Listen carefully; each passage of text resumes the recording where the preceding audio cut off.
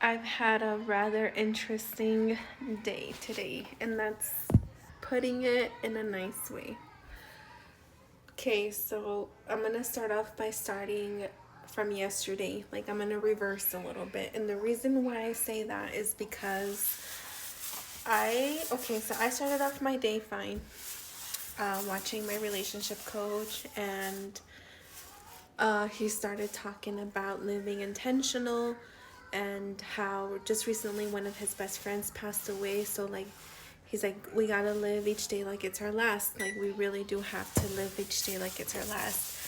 Live like every day's your last day. You never know when you're gonna be gone out of this earth. Okay. Okay. And then, so I'm like, okay, yeah, cool, he's right. And this was first thing in the morning, 5 a.m. For whatever reason, I got up and I went for a run at 5:30 because I didn't want to go to the gym because there was like frost all over my van. And I'm like, the weather's not the nicest right now, so I might as well stay home and run with my puppy. And as soon as I was done with my run at 6 a.m., I put my relationship coach on there. He's kind of like a life coach, too. So that's what he was talking about. And so I drop off the kids, do my thing, you know, go with my normal routine, and I come home and it's time to work. You know, I have like a quiet home. It was time for me to sit down and focus on my job. And I sit down and start doing my work, and I decide to do it here because for some reason I focus better when I'm here. That's why you see all that paperwork. Some of that stuff is from my daughter's daycare, but I sit down, I turn on the TV. I'm like, why not listen to some documentary on Paramount? Because I love true stories. That's my interest. Even reality TV is my favorite.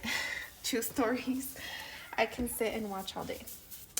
I'm looking for something to watch, and I put on, I guess somebody had interviewed slaves in the 1860s and wrote it down, and they're showing like pictures of slaves getting hung and this and that, just a bunch of death stuff. And I learned a few things, so that turned off, right? Like, that was done. If the episodes were, it's very historical, very knowledgeable.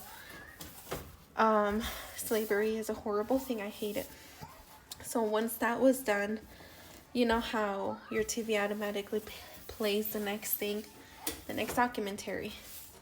So then automatically it started playing this lady from Ohio, Judy. And she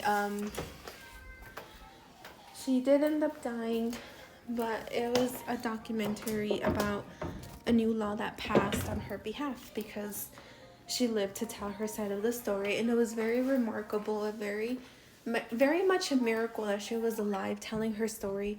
And I feel like God, once you're done with your purpose on this earth, that's when he takes you. That's what I feel. That's what I believe. And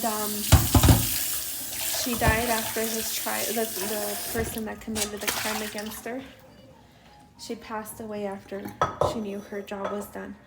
So there's a lot of special things about that story, but what really stuck with me the most is they're recording her in bed in pain, crying, saying, I don't want to do this, but I have to do this. So it reminds me of Jesus on the cross and how he did not want to die on the cross, but he did it for our sins, right? So that it's a sacrifice that you do for people you love. And this lady probably did it very much with the same heart that Jesus Christ died for us. Okay, so yeah, and I even made my fiance watch it with me later on that night. But the same day, right? This yesterday, I watched that, and then something else happened. Okay, so I'm still working, right? And it's 3:30. I have to go get my baby girl from her daycare. I get her, I pick her up, everything's fine. I bring her home, and I'm still kind of working until 4:15. I tell my boss I need to clock out because I need to take my son to the ortho. My fiance gets him from Monte, and him and my 10-year-old, and brings them to Alamosa, which is a 15-minute drive. And I told him in the morning, if you're gonna pick them up, can you please just take them to Sweet Tooth? I get there fine, right? I get there at 4:30 because there was no parking. So right at the time of the appointment is when I get there. And then they end up getting there around 4:30, 4:40, I think. And they're very excited to tell me that they saw a car crash, and they could have sworn that the lady on the front seat, an older lady, well, she was the only person in the car. She was laying on top of the steering wheel, and they were kind of joking around, laughing, but I'm like, guys, it's not funny. Like, it's possible that she died. And so I kind of start telling them, like, death is not anything to be joking about. You guys have to take it serious. We never know when it's going to be our time. Their reaction was, Mom, it's fine. I mean, and even my fiance, he was like not bothered by it. But I had already listened to my life coach talk about death. I watched the documentary about the lady dying and fulfilling her purpose on earth. And, you know, she was a Christian, she was a believer. So she did mention in her story that she did ask for forgiveness before passing. And then I get to the ortho, and then my sons and my fiance was like, yo, it was so funny. She couldn't, like, there was a big old accident which delayed them getting to the appointment on time. Because when we got there, we still waited for another 40 minutes for my son to get his braces aligned and tightened and whatever, right? So I'm like thinking to my head, what is up with all these death things? What's God trying to tell me? Like, what's going on? So then we go to bed. Another day comes, right? We wake up. It's 5 a.m. 6 a.m. Sorry. But today has been off since the moment I woke up, because I woke up late today. My baby girl kept us up at night. She went, well, we went to bed at 11. She went to bed at her designated time. We went to bed late at 11. She woke us up at 4. We didn't go back to sleep. I went back to sleep. My fiance got up and went to work. But even my baby, like, me and her, my fiance was like, hey, it's fine, don't get up. I will take the boys to school. You get some more rest, because I told him I can't function on 5 hours of sleep. That's just not enough for me. He's like, okay, babe, lay down. You rest. I'll take them. So I roll out of bed at 7:40. Her daycare starts at 8, and my job starts at 7:30. And I work from home, so I easily clocked in at 8 o'clock at the same time I took her. And the day I'm talking about is today. So, you know, today. I take her to school.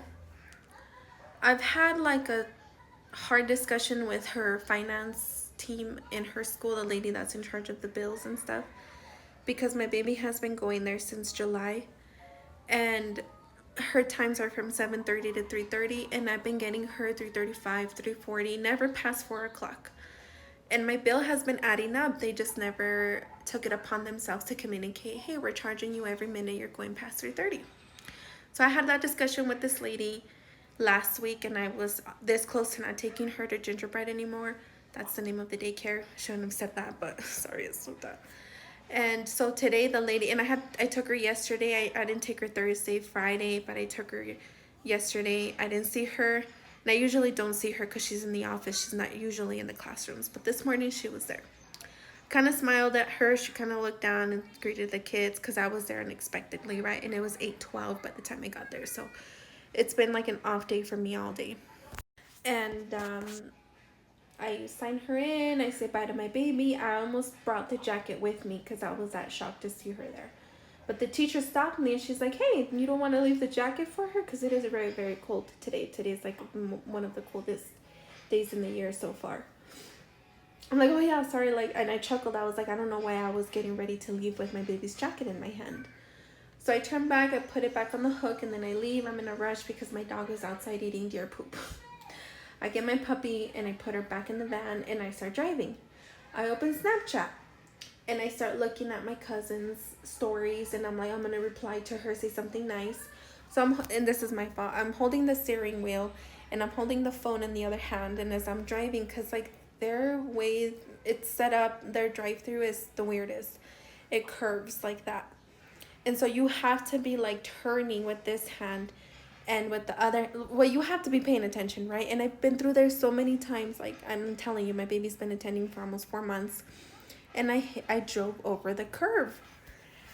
And the first thing that came to my mind is, I wonder if when you hit a curve, you deflate your tires, or something happens that your tires go flat. Okay, so I'm driving, right? I'm like, everything's fine. I hope everything's okay. But deep inside me, I knew something was wrong with my tires. I'm looking at my dashboard. It's telling me that the tires are deflating as I'm driving. They go from 31 PSI and they go lower and lower. So like, I'm like, oh my God. And then I drove another 5 minutes to the nearest gas station where I know there's an air pump. But then I look around me and I'm like, I didn't bring my purse because I was that in a rush to get out of here, like to leave the house, leave the apartment, and go to the daycare so that they're not penalizing me for taking her in late, because it starts at 7:30. And then I'm just, thinking of all these things. And so I'm parking my van. By the time I park it, it's at like 4 PSI, and I'm like, okay, I'm looking on Google and I'm reading things that can happen to your tires when you run over a curb. And it tells me, check your tires for a puncture, check your rims because your rims are more likely to be damaged, and most likely you'll just have to fill up your tire with air and you'll be fine. So I'm preparing for the worst. I'm like, there's no way my tires could, because I've driven over curbs before and nothing like this severe ever happened. My fiance last week was just telling me, babe, you need new tires. They're bald on the edges on the outside. And I'm like, I think I still have some time on them. He's like, no, you need new tires ASAP. He's like, I'm going to get you new tires from Center. And every day I drive my boys to school 15 minutes. So it's 30 minutes round trip. Sometimes longer, depending on traffic. So I do need a good vehicle and I do need new tires. So anyways, I park my van and I look and there's a big hole in the back tire, and I go to my front tire and there's another big old puncture on that front tire. So at this point, I'm like, I'm gonna need new tires. I needed new tires regardless. Woo. But I'm gonna need new tires now, for sure. I'm gonna need tires. And I didn't call my fiance first. I was like, I don't want to be a burden. He's working. So what I'm gonna do is I'm gonna call tire places to get the best rate. ¿Tienes hambre? Hungry? Okay. ¿Quieres hacer pipí? It was my toddler. I had to give her a snack. But I'm warming up her dinner now. So yeah, I'm calling. I think this works. Okay. Oh my God, what a disaster. So yeah, I start calling places. I'm like getting rates. I'm talking to the lady on the phone. I'm like, I don't get paid until Friday. I literally have no money in my account right now. It's Tuesday. I've been doing DoorDash to feed my kids. I've been making a lot of rice and beans, getting chicken here and there, eggs, whatever protein I can give them, right? So I tell her, I don't get paid until Friday. What if I take in my van and you guys kind of just work on it? What kind of payment plan can you do for me? She's like, you can bring it in, but you can't pick it up until you pay in full. I'm like, okay, so I get my van on Friday. I said, okay, fine. So I start thinking about loans. Long story short, I'm walking home from Taco Bell to my apartment because I didn't want to bug my sister and I didn't want to bug my fiance either for a ride. So I start walking home and I'm like repenting for my sins. I'm like, God, whatever I did wrong that I deserve this, like, I'm sorry. I repent for my sins. Like, forgive me, help me, Jesus. Like, I'm just talking to God, tearing up a little bit. So what happens after that?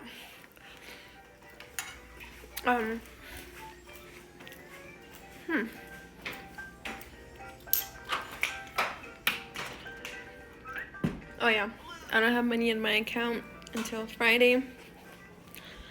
I'm trying to think where I can get the money because I'm not the type to go to my fiance right away.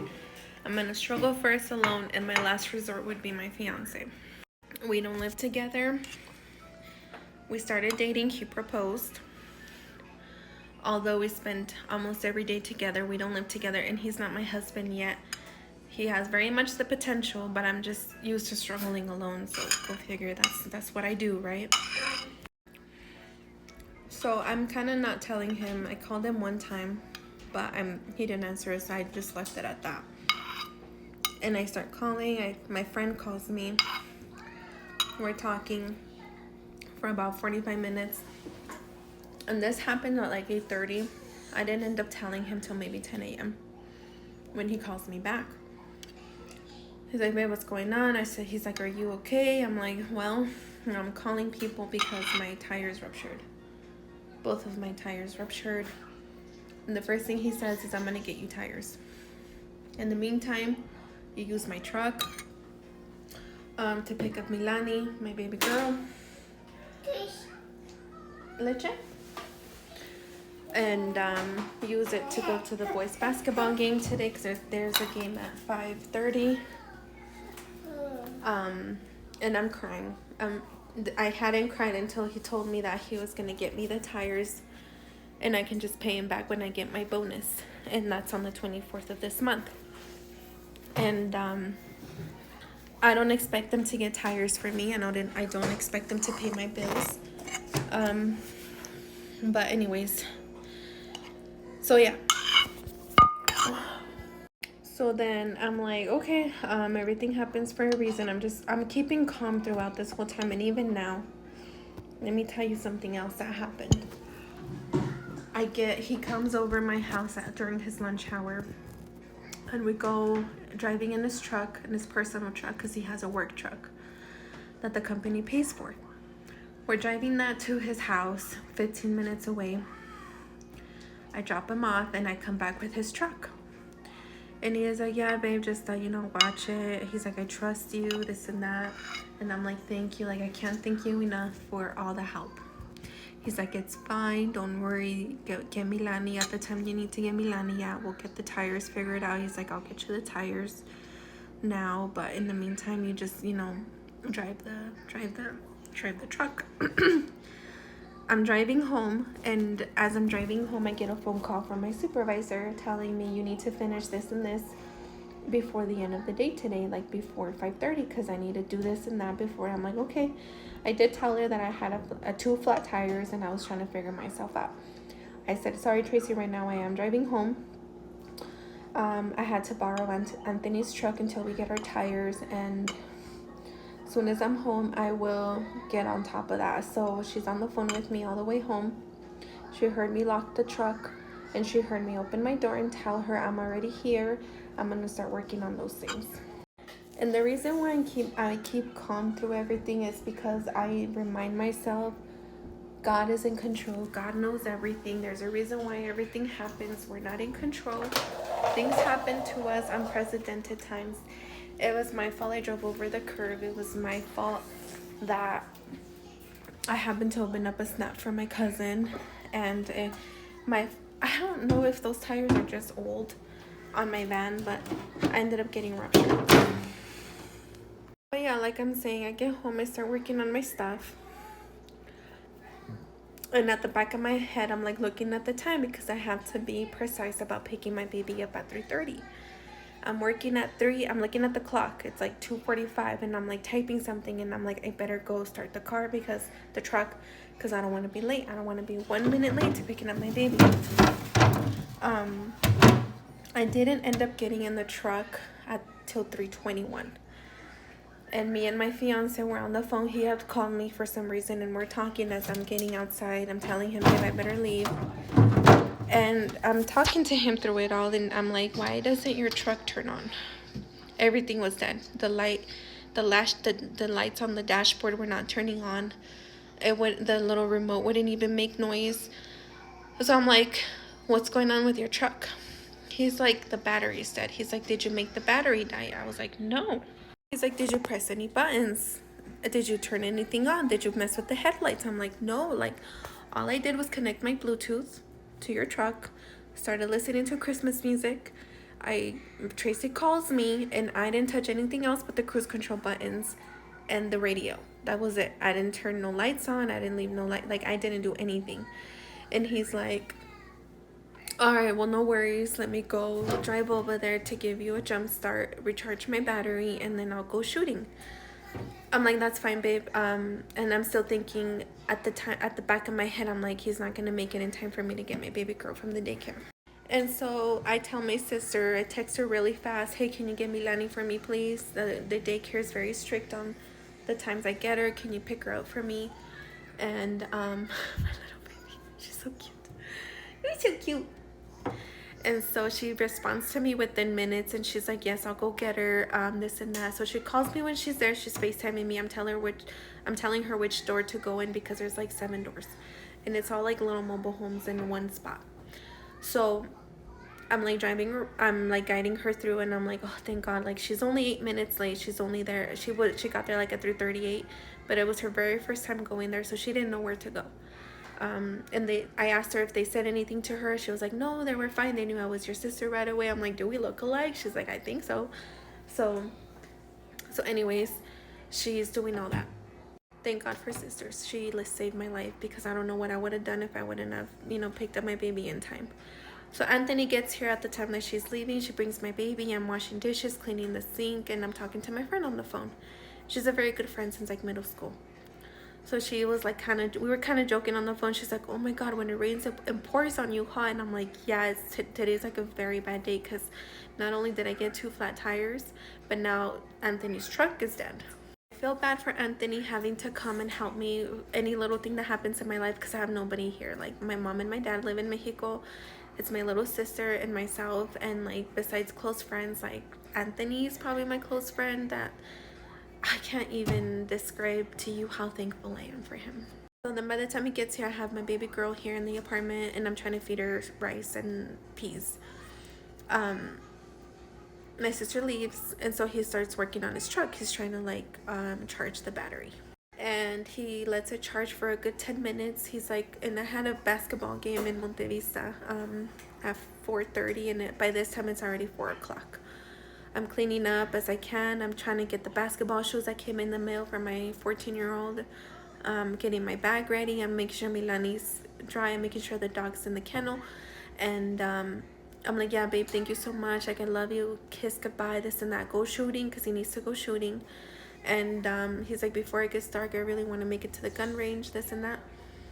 And then I get ready to go. He leaves. So by the time I get in the truck, he's already gone.